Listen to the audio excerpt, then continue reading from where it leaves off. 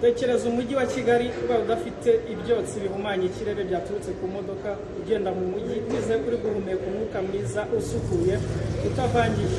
Ibi ntabwo ari inzozi ahubwo n'urugendo igihugu cy'u Rwanda cyatangiye. Minisiteri y'ibikorwa remezo yasabye inzego za leta ko byibura mu modoka batumiza hagomba kuba 30% ari izikoresha amashanyarazi. Ubwikorezi ni kimwe mu mpamvu zituma ikirere gihumana, bityo rero kuba hagiyeho iyi gahunda hakaba hari imodoka zikoresha amashanyarazi ibintu byitezweho ko bizatuma tugira umwuka mwiza usukuye ndetse n'iterambere.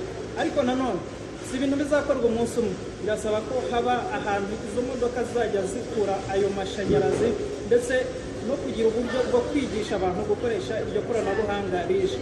Ibi ni bigaragaza ko u Rwanda rufite intambwe nshya, urugendo, amateka ageza ku hazaza heza ndetse hasukuye kandi n'iterambere rirambye.